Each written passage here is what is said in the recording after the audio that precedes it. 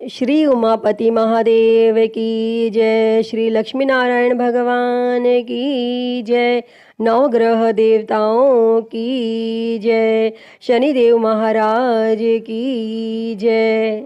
प्रिय भक्तजनों, आज हम इस वीडियो में शनिवार व्रत कथा सुनेंगे। तो आइए शुरू करते हैं। उससे पहले आप सभी प्रेम से बोलिए शनिदेव महाराज की जय। नवग्रह देवताओं की जय। एक समय स्वर्गलोक में इस बात पर विवाद छिड़ गया कि 9 ग्रहों में से सबसे बड़ा कौन है। यह विवाद इतना आगे चला गया कि यह एक युद्ध की स्थिति बन गई। इस बात के निष्कर्ष पर पहुंचने के लिए सभी देवता देवराज इंद्र के पास पहुंच गए और उन्होंने कहा, हे देवराज, अब आप ही निर्णय करें कि हम सब में सबसे बड़ा कौन है। देवताओं द्वारा पूछे गए इस सवाल से देवराज इंद्र उलझन में पड़ गए। तब इंद्रदेव ने कहा कि मैं इस प्रश्न का उत्तर नहीं दे सकता हूँ, मैं असमर्थ हूँ। इस सवाल का जवाब पाने के लिए वह सभी पृथ्वी लोक में उज्जैनी नगरी के राजा विक्रमादित्य के पास गए। तब राजा विक्रमादित्य के महल पहुंचकर सभी देवताओं ने प्रश्न किया। इस पर राजा विक्रमादित्य भी असमंजस में पड़ गए। वो सोच रहे थे कि सभी के पास अपनी अपनी शक्तियां हैं, जिसके चलते वो महान हैं। अगर किसी को छोटा या बड़ा कहा गया तो उन्हें क्रोध के कारण काफी हानि हो सकती है। इसी बीच राजा को एक तरीका सूझा। उन्होंने 9 तरह की धातु बनवाई, जिसमें स्वर्ण, रजत, कांसा, ताम्र, सीसा, रांगा, जस्ता, अभ्रक व लोहे शामिल थे। तब राजा ने सभी धातुओं को एक एक आसन के पीछे रख दिया और इसके बाद उन्होंने सभी देवताओं को सिंहासन पर बैठने के लिए कहा। तब धातुओं के गुणों के अनुसार सभी आसनों को एक दूसरे के पीछे रखवा कर उन्होंने देवताओं को अपने अपने सिंहासन पर बैठने को कहा। और जब सभी देवताओं ने अपना अपना आसन ग्रहण कर लिया, तब राजा विक्रमादित्य ने कहा, इस बात का निर्णय हो चुका है। जो सबसे पहले सिंहासन पर बैठा है वही बड़ा है। यह देखकर शनि देवता बहुत नाराज हुए। उन्होंने कहा, राजा विक्रमादित्य, यह मेरा अपमान है। तुमने मुझे सबसे पीछे बिठाया है। मैं तुम्हारा विनाश कर दूंगा। तुम मेरी शक्तियों को नहीं जानते हो। तब शनि देव ने कहा, एक राशि पर सूर्य 1 महीने, चंद्रमा 2.25 महीने, मंगल 1.5 महीने, बुध और शुक्र 1 महीने, बृहस्पति 13 महीने रहते हैं, लेकिन मैं किसी भी राशि पर 7.5 वर्ष रहता हूँ। मैंने अपने प्रकोप से बड़े बड़े देवताओं को पीड़ित किया है। वो मेरा ही प्रकोप था कि भगवान राम को वन में जाकर रहना पड़ा था, क्योंकि उन पर 7.5 थी और रावण की मृत्यु भी इसी कारण हुई। अब तू भी मेरे प्रकोप से नहीं बच पाएगा। और शनि देव ने बेहद क्रोध में वहां से विदा ली और वहीं बाकी देवता खुशी खुशी वहां से चले गए। इसके बाद सब कुछ सामान्य ही चलता रहा। राजा विक्रमादित्य पहले की ही तरह न्याय करते रहे।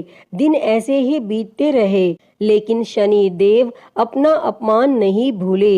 एक दिन शनि देव बदला लेने के लिए घोड़े के व्यापारी के रूप में राज्य पहुंचे। जब राजा विक्रमादित्य को इस बात का पता चला तो उन्होंने अपने अश्वपाल को कुछ घोड़े खरीदने के लिए भेजा। जब अश्वपाल लौट आया और राजा को बताया कि घोड़े बेहद ही कीमती हैं, तब राजा ने खुद जाकर एक सुंदर और शक्तिशाली घोड़ा पसंद किया और उसकी चाल देखने के लिए घोड़े पर सवार हो गए। जैसे ही राजा विक्रमादित्य घोड़े पर बैठे, वैसे ही घोड़ा बिजली की रफ्तार में दौड़ पड़ा। घोड़ा राजा को एक जंगल ले गया और वहां जाकर राजा को नीचे गिरा दिया और फिर कहीं वह गायब हो गया।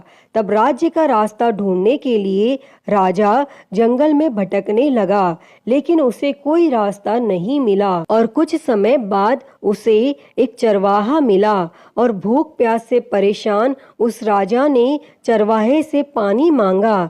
चरवाहे ने उसे पानी दिया और राजा ने उसे अपनी एक अंगूठी दे दी। तब रास्ता पूछकर राजा जंगल से निकल गया और पास में ही मौजूद एक नगर में पहुंच गया। और एक सेठ की दुकान पर राजा ने कुछ आराम के लिए रुका और वहां सेठ से बातचीत करते हुए उसने बताया कि वह उज्जैनी नगरी से आया है। तब राजा कुछ देर तक उस दुकान पर बैठा। जितनी देर वो वहां बैठा, सेठ जी की काफी बिक्री हो गई। तब सेठ ने खुद को बहुत भाग्यवान समझा और सेठ ने राजा को अपने घर खाने पर आमंत्रित किया। और सेठ के घर में एक खूंटी पर सोने का हार लटका था और उसी कमरे में वह राजा को छोड़कर चला गया। और कुछ समय बाद खूंटी उस सोने के हार को निगल गई। तब सेठ ने विक्रमादित्य से वापस आकर पूछा कि उसका हार कहाँ है। तब राजा ने उसे हार गायब होने की बात बताई। इस पर सेठ ने क्रोधित होकर चोरी करने के अपराध में विक्रमादित्य के हाथ पांव काटने का आदेश दे दिया। तब राजा विक्रमादित्य के हाथ पांव काट कर उसे नगर की सड़क पर छोड़ दिया गया। फिर कुछ समय बाद विक्रमादित्य को एक तेली अपने साथ ले गया। तेली ने उसे अपने कोल्हू पर बैठा दिया। वह पूरा दिन बैलों को आवाज देकर हाँकता था और विक्रमादित्य का जीवन इसी तरह यापन होता रहा। और उस पर शनि की 7.5 थी, जिसके खत्म होने पर वर्षा ऋतु शुरू हुई। एक दिन राजा मेघ मल्हार गा रहा था। उसी समय उस नगर के राजा की बेटी राजकुमारी मोहिनी ने उसकी आवाज सुनी। उसे आवाज बेहद पसंद आई। मोहिनी ने अपनी दासी को भेजकर गाने वाले को बुलाने को कहा और जब दासी लौटी तो उसने अपंग राजा के बारे में मोहिनी को सब बताया। लेकिन राजकुमारी उसके मेघ मल्हार पर मोहित हो चुकी थी और अपंग होने के बाद भी वह राजा से विवाह करने के लिए मान गई। जब मोहिनी के माता पिता को इस बात का पता चला तो वो हैरान रह गए। तब रानी ने अपनी बेटी को समझाते हुए कहा कि तेरे भाग्य में किसी राजा की रानी का सुख है, तू इस अपंग से क्यों विवाह करना चाहती है। लेकिन समझाने के बावजूद भी राजकुमारी अड़ी रही और अपनी जिद को पूरा कराने के लिए राजकुमारी ने भोजन छोड़ दिया।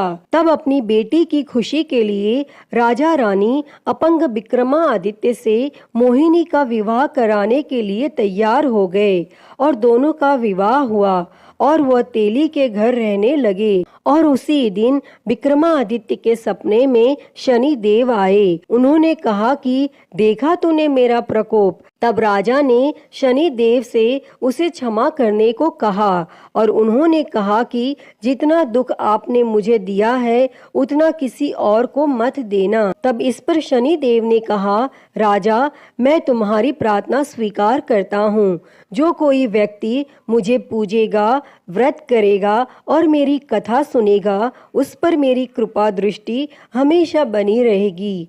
सुबह जब राजा विक्रमादित्य की नींद खुली तो उसने देखा कि उसके हाथ पांव वापस आ गए हैं और उन्होंने मन ही मन में शनि देव को नमन किया। और राजकुमारी भी विक्रमादित्य के हाथ पैर देखकर हैरान रह गई। तब राजा ने शनि देव के प्रकोप की कथा सुनाई और जब सेठ को यह बात पता चली तो वह तेली के घर पहुंचा। उसने राजा विक्रमादित्य से उनके पैरों में गिरकर माफी मांगी। तब राजा ने सेठ को माफ कर दिया और सेठ ने राजा से उसके घर जाकर भोजन करने के लिए कहा। और भोजन करते हुए अचानक से ही खूंटी ने हार उगल दिया और सेठ जी ने अपनी बेटी का विवाह भी राजा के साथ कर दिया और सेठ ने उसे स्वर्ण आभूषण धन आदि देकर राजा के साथ विदा कर दिया। तब राजा विक्रमादित्य अपनी दोनों पत्नियों यानी राजकुमारी मोहिनी और सेठ की बेटी के साथ अपने राज्य उज्जैनी पहुँचे। सभी ने उनका स्वागत किया। इसके बाद राजा विक्रमादित्य ने पूरे राज्य में घोषणा करते हुए कहा कि आज से शनि देव सब देवों में सर्वश्रेष्ठ माने जाएंगे और साथ ही शनि देव का व्रत करें और व्रत कथा जरूर सुनें। यह देखकर शनि देव बहुत खुश हुए। व्रत करने और व्रत कथा सुनने से शनि देव की कृपा रहने लगी और लोग आनंद पूर्वक रहने लगे। अतः हे शनि देव जी, जैसी कृपा आपने राजा विक्रमादित्य पर की, वैसी ही कृपा इस कथा को कहते, सुनते और हुंकारा भरते पर करना। तो बोलिए शनि महाराज की जय, नवग्रह देवताओं की जय। प्रिय भक्तों, तो मैं उम्मीद करती हूँ कि आपको यह कथा पसंद आई होगी और अगर वीडियो अच्छी लगी हो तो इसे लाइक करें, ज़्यादा से ज़्यादा शेयर करें और कमेंट में शनिदेव की जय लिखना ना भूलें। और महाकाल भक्ति ज्ञान चैनल को सब्सक्राइब कर नोटिफिकेशन बेल को ज़रूर ऑन कर लें। हर हर महादेव। धन्यवाद।